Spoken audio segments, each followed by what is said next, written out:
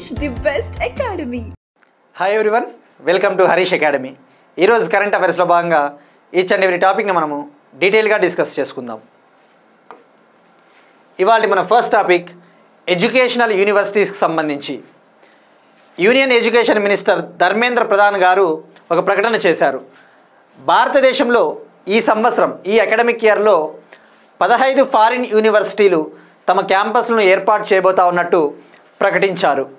మనం తెలుసుకున్నాం, గతంలో భారతదేశానికి చెందిన తొలి ఐఐటి ఓవర్సీస్ క్యాంపస్సు ఐఐటి మద్రాస్ టాంజానియాలోని జంజీబార్లో స్టార్ట్ చేసింది. నేషనల్ ఎడ్యుకేషనల్ పాలసీ 2020 జాతీయ విద్యా విధానం 2020 ఏం చెప్తుంది? భారతదేశ విద్యా వ్యవస్థను పటిష్టం చేయాలి, అలానే భారతదేశానికి చెందిన యూనివర్సిటీలు వివిధ దేశాల్లో క్యాంపస్లను ఏర్పాటు చేయాలి, అలానే ఫారిన్ యూనివర్సిటీలు కూడా తమ క్యాంపస్లని భారతదేశంలో ఏర్పాటు చేయడం ద్వారా ఇండియన్ ఎడ్యుకేషన్ సిస్టమ్ని స్ట్రెంగ్తన్ చేయాలి, పటిష్టం చేయాలని చెప్పేసి చెప్తుంది. ఈ ఎఫర్ట్స్లో భాగంగా, ఈ చర్యల్లో భాగంగా యూనివర్సిటీ ఆఫ్ లివర్పూల్, ఇంగ్లాండ్కు చెందిన యూనివర్సిటీ ఆఫ్ లివర్పూల్కి యూజీసీ యూనివర్సిటీ గ్రాంట్స్ కమిషను ఆమోదం తెలిపింది. ఈ యూనివర్సిటీ ఆఫ్ లివర్పూలు ఈ సంవత్సరం బెంగళూరులో తమ క్యాంపస్ను ఏర్పాటు చేయబోతా ఉన్నట్టు ప్రకటించారు. ఈ నెక్స్ట్ ఇయర్ నుంచి ముఖ్యంగా స్టెమ్ కోర్సెస్లో సైన్స్, టెక్నాలజీ, ఇంజనీరింగ్, మ్యాథమెటిక్స్లలో మేము కోర్సులు అందిస్తూ ఉన్నట్టు ప్రకటించింది యూనివర్సిటీ ఆఫ్ లివర్పూల్. ఈ కాంటెక్స్ట్లో మనం తెలుసుకోవాల్సింది, ఇంకా భారతదేశంలో ఏమైనా వివిధ దేశాలకు చెందిన యూనివర్సిటీలు మేము క్యాంపస్ను ఏర్పాటు చేస్తూ ఉన్నామా అని చెప్పేసి ప్రకటించాయనేది కూడా తెలుసుకోవాలి. ఆల్రెడీ గతంలో ఇంగ్లాండ్కు చెందిన సౌతాంప్టన్ యూనివర్సిటీ హర్యానాలోని గురుగ్రామ్లో మేము యూనివర్సిటీ క్యాంపస్ను ఏర్పాటు చేస్తామని చెప్పేసి ప్రకటించింది. అది మొదటిది. ఇది కాకుండా మరో రెండు, ఒకటి ఆస్ట్రేలియాకు చెందిన డీకిన్ యూనివర్సిటీ గుజరాత్లోని గిఫ్ట్ సిటీలో మేము క్యాంపస్ను ఏర్పాటు చేస్తామని ప్రకటించాయి. అలానే మూడవది అదే ఆస్ట్రేలియా దేశానికి చెందిన యూనివర్సిటీ ఆఫ్ ఉల్లాన్గాంగ్ గుజరాత్లోని గిఫ్ట్ సిటీలో మేము క్యాంపస్ను ఏర్పాటు చేస్తామని చెప్పేసి ప్రకటించాయి. ఇది యూనివర్సిటీ ఆఫ్ లివర్పూల్ ఇప్పుడు ఇది 4వది ఇలా ప్రకటించడం అని చెప్పవచ్చు. ఇక మనం ఫోకస్ చేయాల్సింది ఎగ్జామ్ పాయింట్ ఆఫ్ వ్యూలో భారతదేశంలో ఏవైనా యూనివర్సిటీలు క్యాంపస్లు ఏర్పాటు చేయాలంటే ఆమోదం తెలిపేది యూజీసీ యూనివర్సిటీ గ్రాంట్స్ కమిషన్. ఇది 1956లో ఏర్పాటైంది. దీని హెడ్ క్వార్టర్స్ న్యూఢిల్లీ. ప్రస్తుత యూజీసీ చైర్పర్సన్ వచ్చేసి డాక్టర్ వినీత్ జోషి గారు. మనకి స్టాటిక్ పాయింట్ ఆఫ్ వ్యూలో యూజీసీ చైర్పర్సను ఇలాంటివి ఐడియా ఉండాలి. ఇక మనకు తెలుసుకోవాల్సింది నేషనల్ ఎడ్యుకేషనల్ పాలసీ 2020 గురించి లిటిల్ బిట్ తెలుసుకోవాలి. దీన్ని డ్రాఫ్టింగ్ కమిటీ దీన్ని తయారు చేసినది, ఈ ముసాయిదాకి ఈ పాలసీని తయారు చేసిన కమిటీకి చైర్మన్ వచ్చేసి కె కస్తూరి రంగన్ గారు. మనం డిస్కస్ చేసుకున్నాం కె కస్తూరి రంగన్ గారి గురించి. ఈయన ఇస్రోకి చైర్మన్గా కూడా గతంలో వ్యవహరించారు. మాజీ ఇస్రో చైర్మన్ అని కూడా చెప్పవచ్చు. కేరళలో జన్మించారు, ఇటీవలే మరణించారు.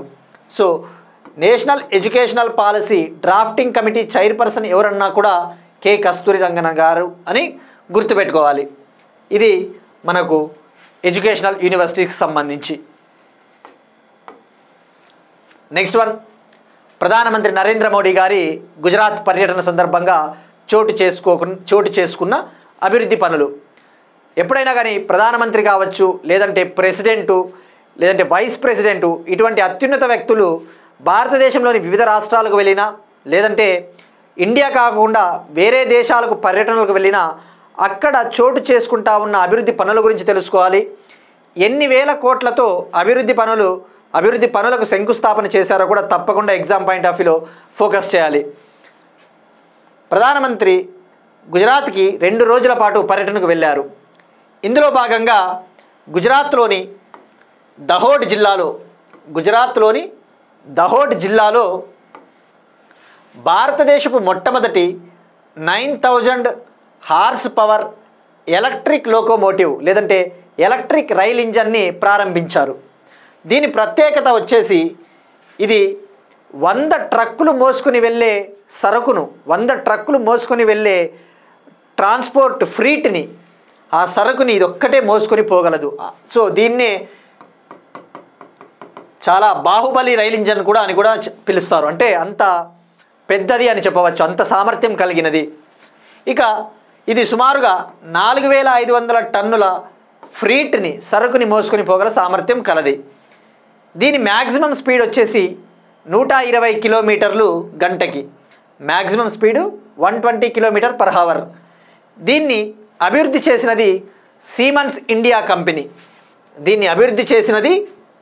సీమన్స్ ఇండియా కంపెనీ గుర్తుపెట్టుకోండి. దీన్ని అభివృద్ధి చేసిన వాళ్ళు కంపెనీ మనకు చాలా ఇంపార్టెంట్. ఇక అలానే ప్రధానమంత్రి నరేంద్ర మోడీ గారి గుజరాత్ పర్యటనలో చోటు చేసుకున్న పనులు కూడా మనం తెలుసుకోవాలి. ఈయన సుమారుగా 77,400 కోట్ల విలువైన ప్రాజెక్టులకు శంకుస్థాపన చేశారు. ఈ నెంబర్ చాలా ఇంపార్టెంట్. 77,400 కోట్ల విలువైన ప్రాజెక్టులకు శంకుస్థాపన చేశారు. ఇక గుజరాత్లోని దహోద్ వద్ద లోకోమోటివ్ మ్యానుఫ్యాక్చరింగ్ ప్లాంట్ను కూడా శంకుస్థాపన చేశారు, ప్రారంభించబోతా ఉన్నారు. లోకోమోటివ్ మ్యానుఫ్యాక్చరింగ్ ప్లాంట్ అంటే ఇక్కడ రైలు ఇంజన్లను తయారు చేయబోతా ఉన్నారు. ఇది 21,500 కోట్లతో దీన్ని ప్రారంభించబోతా ఉన్నారు. అలానే సీమన్స్ ఇండియా కంపెనీ రాబోయే 11 ఏళ్లలో మన ఇండియన్ రైల్వేస్ కోసము 1200 లోకో ఇంజన్లను మేము సప్లై చేస్తామని చెప్పేసి ఈ కంపెనీ ప్రకటించింది. అలానే ప్రధానమంత్రి నరేంద్ర మోడీ గారు ఇవాళ గుజరాత్లోని గాంధీనగర్లో గుజరాత్కు చెందిన అర్బన్ డెవలప్మెంట్ ఇయర్ 2025ని ప్రకటించారు. అంటే గుజరాత్కి 2025 సంవత్సరం చాలా ముఖ్యమైనది. ముఖ్యంగా నగర ప్రణాళికకు ఇది చాలా ముఖ్యమైనదని చెప్పేసి దాన్ని అర్బన్ డెవలప్మెంట్ ఇయర్ని లాంచ్ చేశారు. అర్బన్ డెవలప్మెంట్ ఇయర్ 2025 ఏ స్టేట్ ఇది అంటే గుజరాత్ అని గుర్తుపెట్టుకుంటే సరిపోద్ది. ఇది గుజరాత్ పర్యటన. అలానే అబ్జర్వ్ చేస్తే 2 days బ్యాకే ప్రధానమంత్రి నరేంద్ర మోడీ గారు రాజస్థాన్లోని బికనీర్ వద్ద ఉన్న ఒక టెంపుల్ని కూడా సందర్శించారు. మనకి ఎగ్జామ్ పాయింట్ ఆఫ్ వ్యూలో, కల్చర్ పాయింట్ ఆఫ్ వ్యూలో ఆ టెంపుల్స్ కూడా ఇంపార్టెంట్. కర్నీ మాతా టెంపుల్ అని చెప్పేసి విజిట్ చేశారు రాజస్థాన్లో. దాన్నే భారతదేశపు ర్యాట్ టెంపుల్ అంటారు. అంటే ఎలుకల దేవాలయం. అక్కడ ఎలుకలు వేల సంఖ్యలో ఉంటాయి, కానీ మనుషుల్ని అవి ఏమీ చేయవు. సో అలా మనకి కాన్సెప్ట్స్ ఐడియా ఉండాలి. కర్ణీమాత టెంపుల్ అంటే రాజస్థాన్. నెక్స్ట్ వన్, ఆపరేషన్ సఫేద్ సాగర్పై వాయుసేన ఒక స్పెషల్ వీడియో రిలీజ్ చేసింది. ఇండియాకి పాకిస్తాన్కి 1999లో కార్గిల్ వార్ జరిగింది. ఆ టైంలో పాకిస్తాన్ ఉగ్రవాదుల్ని, పాకిస్తాన్ సైన్యాన్ని తరిమి కొట్టడానికి ఇండియన్ ఆర్మీకి మద్దతుగా ఇండియన్ ఎయిర్ ఫోర్సు జాయిన్ అయ్యింది. ఇండియన్ ఎయిర్ ఫోర్స్ జాయిన్ అయ్యి 47 రోజుల పాటు ఆపరేషన్ సఫేద్ సాగర్ని లాంచ్ చేసింది. ఇది వార్షికోత్సవం సందర్భంగా ఈ ఆపరేషన్ సఫేద్ సాగర్ లాంచ్ చేసి 26 ఏళ్ళైన సందర్భంగా ఒక వీడియో రిలీజ్ చేసింది. ఇక కార్గిల్ వార్ వచ్చేసి 1999 టు మే 3 నుంచి జూలై 26 వరకు జరిగింది. భారత ఆర్మీకి మద్దతుగా ఇండియన్ ఎయిర్ ఫోర్సు మే 26, 1999న జాయిన్ అయ్యి 47 రోజుల పాటు ఈ ఆపరేషన్ని కండక్ట్ చేసింది. అందుకు వీడియో. సో ఇక్కడ గుర్తుపెట్టుకోవాల్సింది ఆపరేషన్ సఫేద్ సాగర్, కార్గిల్ యుద్ధ సమయం, Indian air force. Next one, north east ప్రాంతాలకి రైల్ కనెక్టివిటీకి సంబంధించి ఇటీవల ప్రధానమంత్రి Narendra Modi garu rising north east investor summit 2025 ప్రారంభోత్సవంలో కూడా చెప్పారు. ఈస్ట్ని ఎంపవర్, యాక్ట్, స్ట్రెంగ్థెన్ అండ్ ట్రాన్స్ఫార్మ్గా ప్రకటించారు. అలానే మినిస్ట్రీ ఆఫ్ రైల్వేసు ఈ 8 నార్త్ ఈస్టర్న్ రాష్ట్రాల రాజధానులకి రైల్ కనెక్టివిటీని అందించాలని చెప్పేసి కూడా టార్గెట్గా పెట్టుకున్నాం. ఇప్పుడు ఆ జాతీయ రైల్వే నెట్వర్క్తో మిజోరం రాజధాని ఐజ్వాల్ కనెక్ట్ అవ్వబడింది. జాతీయ రైల్వే నెట్వర్క్తో మిజోరం రాజధానిని ఐజ్వాల్ని కనెక్ట్ చేశారు, లింక్ చేశారు. తద్వారా దీనితో అనుసంధానింపబడిన 4వ ఈశాన్య రాష్ట్ర రాజధానిగా మిజోరం రాజధాని ఆవిర్భవించింది. సో ఇక్కడ ఎగ్జామ్ పాయింట్ ఆఫ్ వ్యూ మనం ఫోకస్ చేయాల్సింది, ఇప్పటి వరకు జాతీయ రైల్వే నెట్వర్క్తో అనుసంధానం కావింపబడ్డ నార్త్ ఈస్ట్ స్టేట్స్ క్యాపిటల్స్ ఏవి అంటే 1 అస్సాంలోని గువాహతి, అస్సాం రాజధాని గువాహతి కనెక్ట్ అయింది. అరుణాచల్ ప్రదేశ్ రాజధాని ఈటానగర్, త్రిపుర రాజధాని అగర్తల, ఇది 4వది. అయితే ఇది ఏ రైల్ లింక్ ద్వారా? బైరాబి సైరాంగ్ రైల్వే లైను పూర్తయింది. 51.38 కిలోమీటర్ల లెంగ్త్ ఉన్న బైరాబి సైరాంగ్ రైల్వే లైను పూర్తయింది. దీన్ని north eastern frontier railway division trial run చేసింది. జూన్ 17 తర్వాత దీన్ని ప్రారంభించబోతా ఉన్నారు. తద్వారా నార్త్ ఈస్టర్న్ ప్రాంతాలకి రైల్ కనెక్టివిటీ పెరుగుతుందని చెప్పవచ్చు. సో ఇక్కడ మనం ఎగ్జామ్ పాయింట్ ఆఫ్ వ్యూలో ఫోకస్ చేయాల్సింది north east frontier railway headquarters వచ్చేసి గువాహతిలోని మాలిగావన్ ప్రాంతం, గువాహతి అస్సాం. మనకి ఇండియాలో రైల్వే డివిజన్స్ ఉంటాయి. ఆ రైల్వే డివిజన్స్, ఆ హెడ్ క్వార్టర్స్ తప్పకుండా ఐడియా ఉండాలి. జాగ్రఫీలో, ట్రాన్స్పోర్ట్లో అడుగుతాడు ఇవి, మ్యాచ్ ద ఫాలోయింగ్లో.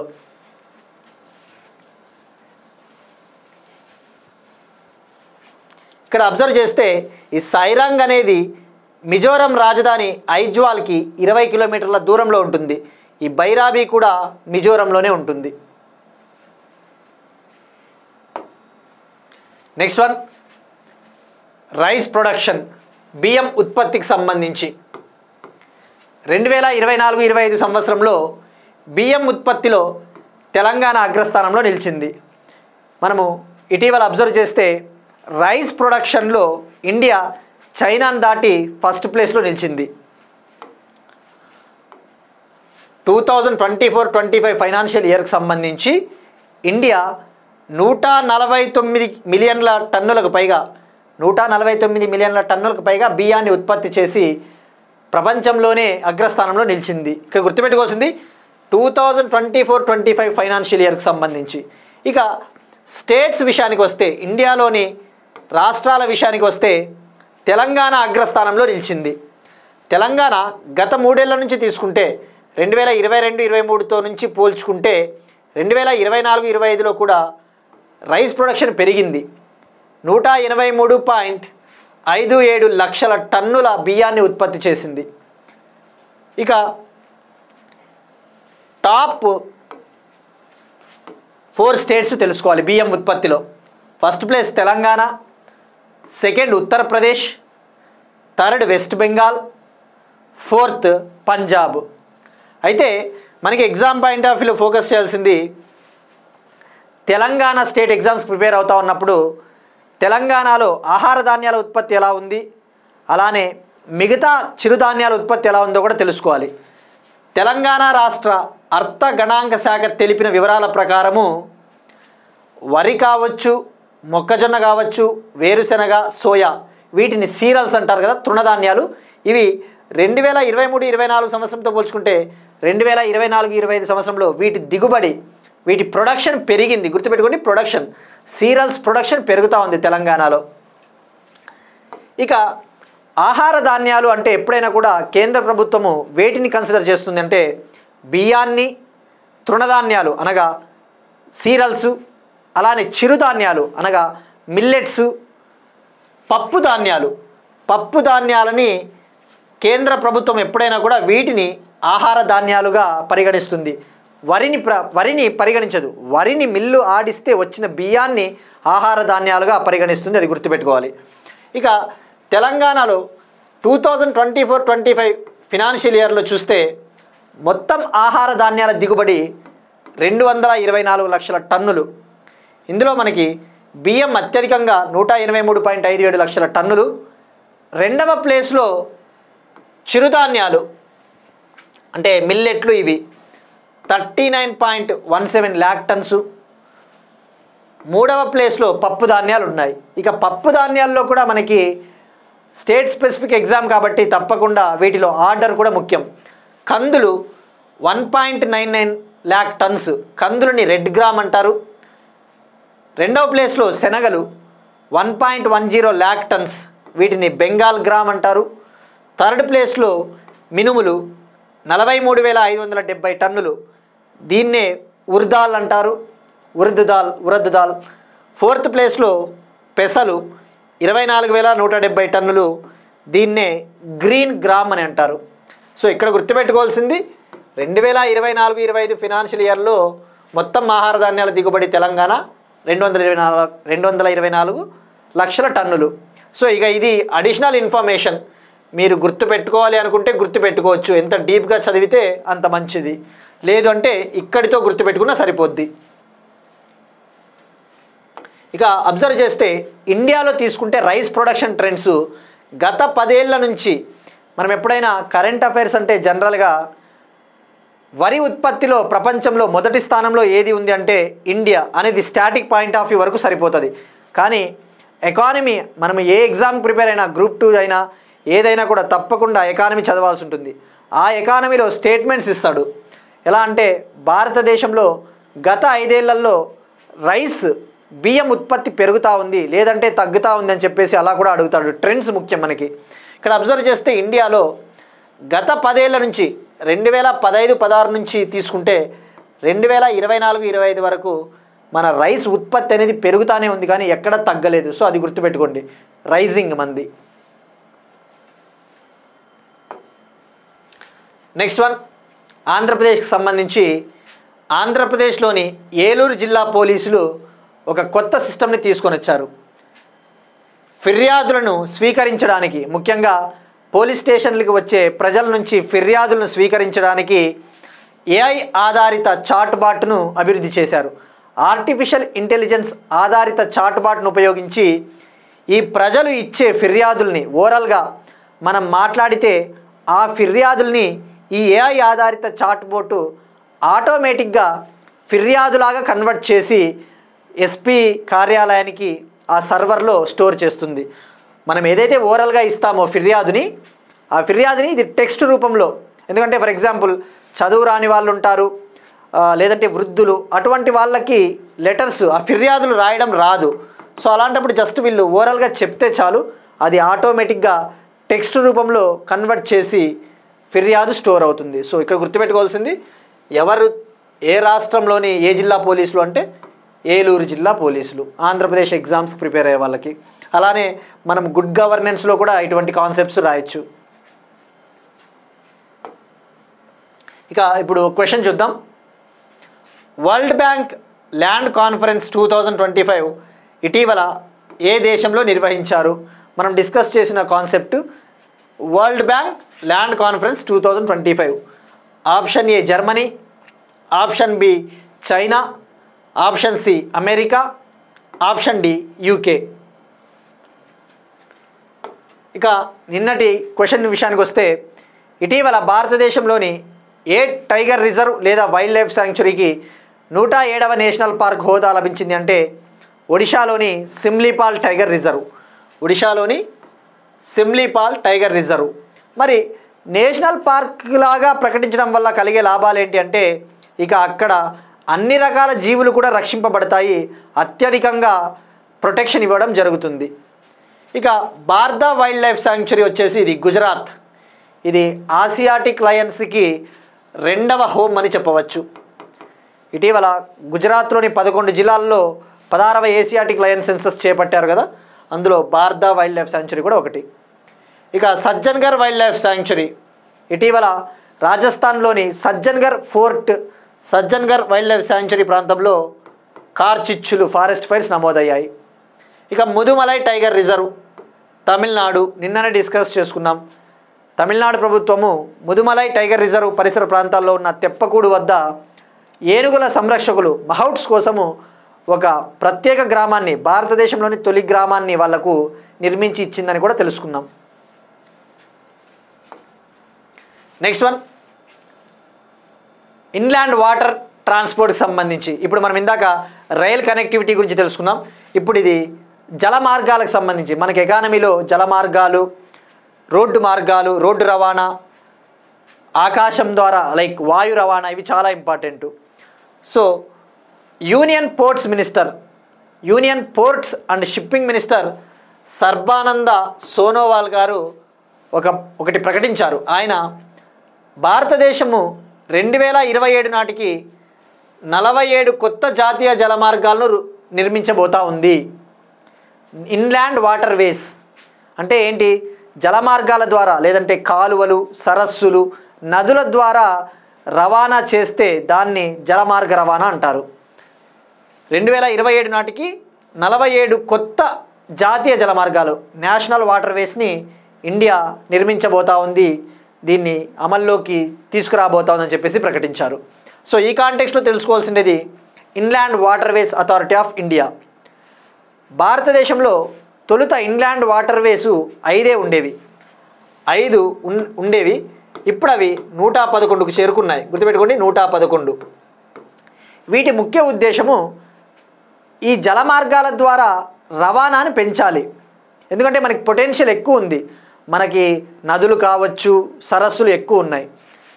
2024-25 ఆర్థిక సంవత్సరంలో ఈ జలమార్గాల ద్వారా 145.5 మిలియన్ టన్నుల సరుకును మనం రవాణా చేశాము. అయితే మన టార్గెట్ వచ్చేసి 2026 నాటికి 156 మిలియన్ టన్నుల కార్గోను మనము జలమార్గాల ద్వారా రవాణా చేయాలని చెప్పేసి టార్గెట్గా పెట్టుకున్నాం. సో ఈ కాంటెక్స్ట్లో తెలుసుకోవాల్సింది కొన్ని ఎజెండాలు ఉంటాయి. ఫర్ ఎగ్జాంపుల్,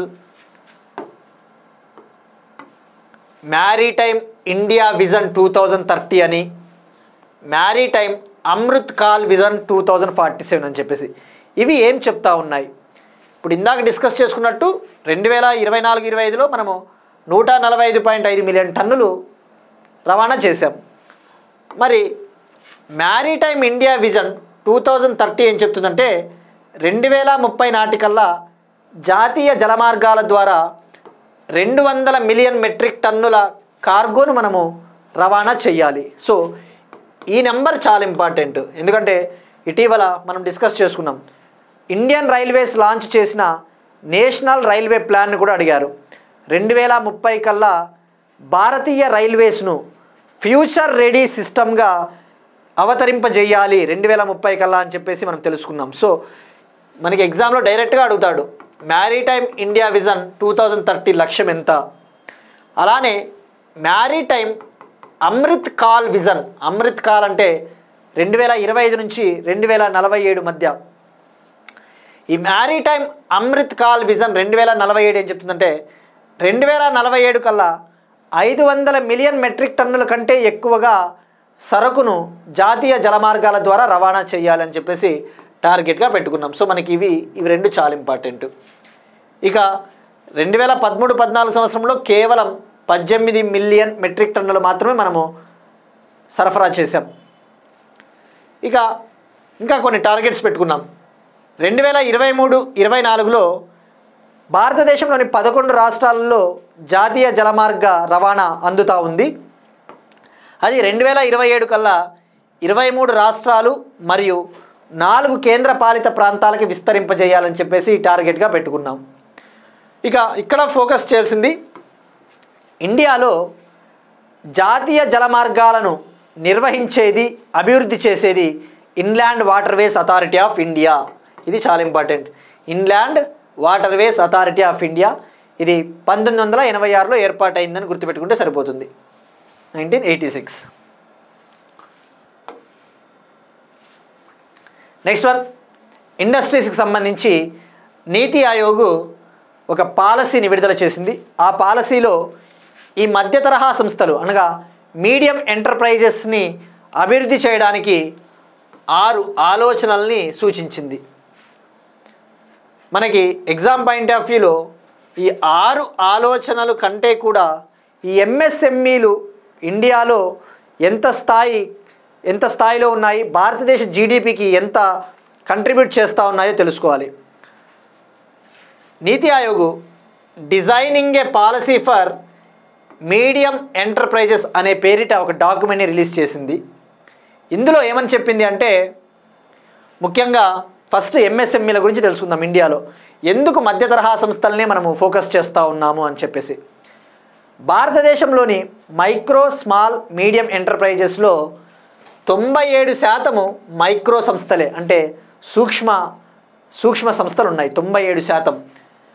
2.7% స్మాల్, 2.7% చిన్న కంపెనీలు ఉన్నాయి. 0.3% మాత్రమే మధ్య సంస్థలు, మధ్య తరహా సంస్థలు ఉన్నాయి, మీడియం ఎంటర్ప్రైజెస్. అయినప్పటికీ ఈ 0.3% ఉన్నప్పటికీ కూడా ఇవి ఎంఎస్ఎంఈల మొత్తం ఎగుమతులలో 40% ఎగుమతులు ఈ మీడియం ఎంటర్ప్రైజెస్ నుంచే వస్తూ ఉన్నాయి. అందుకు వీటికి అంత ప్రాముఖ్యత ఉంది. ఇక ఏం చెప్పింది అనేది తెలుసుకునే ముందు ఎంఎస్ఎంఈలు భారతదేశానికి ఎంత కంట్రిబ్యూట్ చేస్తూ ఉన్నాయి. భారతదేశ జీడిపిలో ఇవి 29% వాటాను కలిగి ఉన్నాయి. భారతదేశపు మొత్తం ఎగుమతులలో 40% ఎగుమతులు ఈ ఎంఎస్ఎంఈల నుంచి వస్తూ ఉన్నాయి. ఇక ఎంఎస్ఎంఈలకు సంబంధించి ఒక పోర్టల్ ఉంటుంది. ఆ పోర్టల్ చాలా ఇంపార్టెంట్, ఉద్యమ్ పోర్టల్. ఇక ఇదేం చెప్పింది, నీతి ఆయోగ్ ఏమని చెప్పింది అంటే, ఎంటర్ప్రైజ్ టర్నోవర్ ఆధారంగా, కంపెనీల టర్నోవర్ ఆధారంగా వాటికి ఫైనాన్స్ ఇవ్వాలి, అంటే డబ్బులు ఇవ్వాలి, క్యాపిటల్ ఫైనాన్స్ స్కీమ్ని తీసుకురావాలి అని ఒక ఆలోచన చెప్పింది. అలానే ఈ మధ్య తరహా సంస్థలకి 5 కోట్ల విలువైన క్రెడిట్ కార్డు ఫెసిలిటీలను అందించాలి.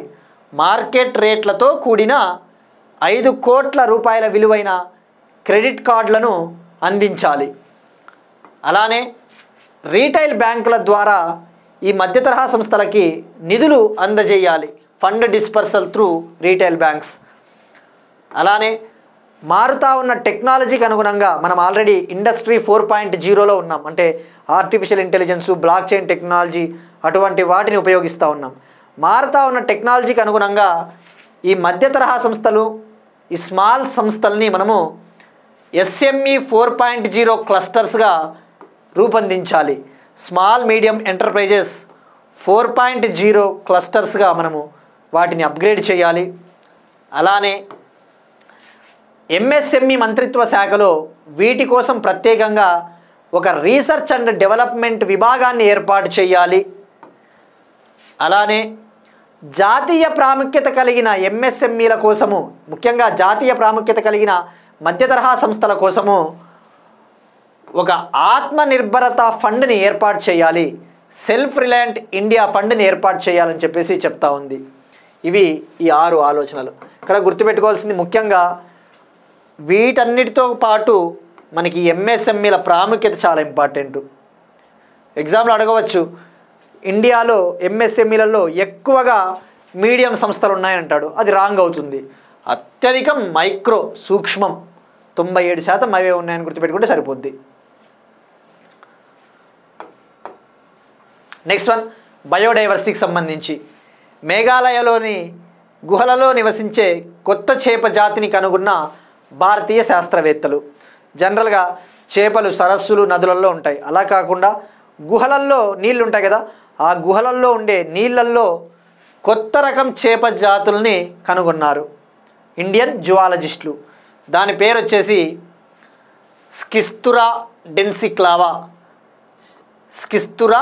డెన్సిక్లావా. ఆ పేరు మనకు చాలా ఇంపార్టెంట్. డైరెక్ట్గా అడుగుతాడు, స్కిస్తురా డెన్సిక్లావా అనే కొత్త రకం చేప జాతుల్ని ఏ రాష్ట్రంలో కనుగొన్నారు? ఇది మేఘాలయలోని తూర్పు కాశీకొండల్లో కనుగొన్నారు. ఇలా ఉంటాయి చేపలు. అబ్జర్వ్ చేస్తే ఇవి కొద్దిగా బ్లాక్, బ్రౌన్ కలర్లో ఉంటాయి. నెక్స్ట్ వన్, చైనా సాధించిన మరో ఘనత అని చెప్పవచ్చు. చైనా హైపర్సోనిక్ ఇంజన్ టెక్నాలజీని విజయవంతంగా పరీక్షించింది. ఇప్పుడు మనం ఏమైనా మిసైల్స్ లాంచ్ చేసినా, రాకెట్స్ లాంచ్ చేసినా వాటికి ఇంజన్స్ అవసరం. ఆ ఇంజన్స్ హైపర్సోనిక్ వేగంతో పని చేస్తే ఎలా ఉంటుంది? చాలా అద్భుతంగా దూసుకొని పోతాయి. అటువంటి టెక్నాలజీని చైనా పరీక్షించింది. ఆ ఇంజన్ పేరు వచ్చేసి రొటేటింగ్ డిటోనేషన్ ఇంజన్. ఆ ఇంజన్లని రాకెట్లు లేదంటే మిస్సైల్స్లో అమర్చినట్టయితే అవి హైపర్సోనిక్ వేగంతో దూసుకొని వెళ్ళిపోతాయి. హైపర్సోనిక్ వేగం అంటే సౌండ్ వేగంతో పోల్చుకుంటే శబ్దం వేగం కన్నా కూడా 5 రెట్లు ఎక్కువ. శబ్దం వేగం కన్నా 5 రెట్లు ఎక్కువ. మనం డిస్కస్ చేసుకున్నాం already. Speed of the sound, శబ్దం వేగం వచ్చేసి 1 మ్యాక్ అని మ్యాక్స్లలో కొలుస్తారు. 1 మ్యాక్ అంటే ఇది 5 రెట్లు ఎక్కువ హైపర్సోనిక్. ఈ రొటేటింగ్ డిటోనేషన్ ఇంజన్లు షాక్ వేవ్లను ఉపయోగించి పనిచేస్తాయి. షాక్ వేవ్స్ అంటే ఇక దూసుకొని వెళ్ళిపోతాయి. శత్రు దేశాలకు చెందిన మిస్సైల్స్ను కూడా కూల్చివేయగల సామర్థ్యం ఉంటుంది. ఇది సంప్రదాయబద్ధమైన ఇంజన్స్తో పోల్చుకుంటే తక్కువ ఇంధనాన్ని వాడుతుంది, అలానే చాలా సమర్థవంతమైందని చెప్పవచ్చు. సో ఇక్కడ డైరెక్ట్గా fact rotating detonation engine. Next one, DRDO chief Sameer V Kamath గారి పదవీ కాలం మరో సంవత్సరం పొడిగించారు. మనం ఇటీవల చూసాం ఇంటెలిజెన్స్ బ్యూరో చీఫ్ పదవీ కాలాన్ని కూడా ఇండియన్ గవర్నమెంట్ పొడిగించింది. క్యాబినెట్ కమిటీ ఆన్ అపాయింట్మెంట్స్ ఈయన పదవీ కాలాన్ని పొడిగించింది. ఈయన జూన్ 1, 2025 నుంచి మార్చ్ 31, 2026 వరకు పదవీ కాలంలో ఉండబోతూ ఉన్నారు. డిఆర్డిఓకి చైర్మన్గా 2022 ఆగస్టులో ఎన్నికయ్యారు. ఇది ఈయన పదవీ కాలాన్ని ఇప్పుడు పొడిగించడం ఇది రెండవసారి. ఇక ఈ కాంటెక్స్లో డిఆర్డిఓ గురించి మనం తెలుసుకోవాలి, ఎందుకంటే ఈ మధ్యన డిఆర్డిఓ ఎక్కువగా న్యూస్లో చూస్తూ ఉన్నాం కాబట్టి. ఇక డిఆర్డిఓ 1958లో ఏర్పాటైంది. ఇది డిఫెన్స్ మంత్రిత్వ శాఖ కింద ఉండే ఒక R&D విభాగం అని చెప్పవచ్చు. ఇందులో 41 ల్యాబొరేటరీలు ఉంటాయి. ఇది నెట్వర్క్ ఆఫ్ 41 ల్యాబొరేటరీలు, అలానే 5 యంగ్ సైంటిస్ట్ ల్యాబొరేటరీలు కూడా ఇందులో ఉంటాయి. 5 young scientist laboratories. Head quarters వచ్చేసి న్యూఢిల్లీ. నెక్స్ట్ వన్, స్పోర్ట్స్కి సంబంధించి స్విట్జర్లాండ్లో జరిగిన ప్రపంచ పారా అథ్లెటిక్స్ గ్రాండ్ ప్రిక్స్లో భారతదేశానికి చెందిన మహేంద్ర గుర్జార్ ప్రపంచ రికార్డు సృష్టించాడు. ఇది పారా అథ్లెటిక్స్ ఛాంపియన్షిప్, అంటే వైకల్యము దివ్యాంగులు పాల్గొనే ఈవెంట్ అని చెప్పవచ్చు. ఇందులో జావెలిన్ త్రో విభాగంలో ఇలా స్టిక్ విసురుతారు కదా పరిగెత్తుకుంటూ వచ్చి, ఆ విభాగంలో పారా అథ్లెటిక్స్ విభాగంలో వరల్డ్ రికార్డు. ఈయన 61.17 మీటర్స్ ఈ బల్లాన్ని విసిరాడు. 61.17 మీటర్లు. ఇది స్విట్జర్లాండ్లో జరిగింది. ఇక ఈ రికార్డు గతంలో వరల్డ్ రికార్డు బ్రెజిల్కు చెందిన రాబర్టో ఫ్లోరియాని ఎడెనిల్సన్ అనే అతని పేరిట ఉండేది. అతను గతంలో 59.19 మీటర్స్ విసిరాడు. ఇప్పుడు ఆ రికార్డుని ఈయన చెరిపివేశాడు. ఇవి ఇవాల్టి కరెంట్ అఫైర్స్. మనం ఒకసారి క్విక్గా రీక్యాప్ చూద్దాం.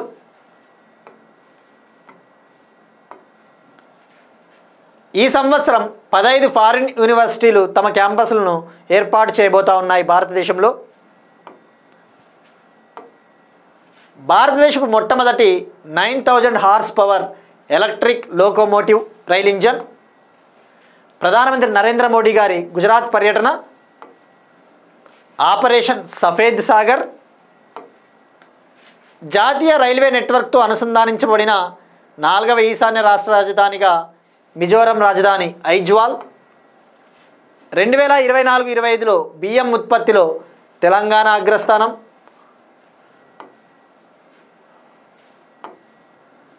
ఏఐ ఆధారిత ఫిర్యాదు నమోదు వ్యవస్థ ఏలూరు జిల్లా పోలీసులు. 2027 నాటికి 47 కొత్త జాతీయ జల మార్గాలు.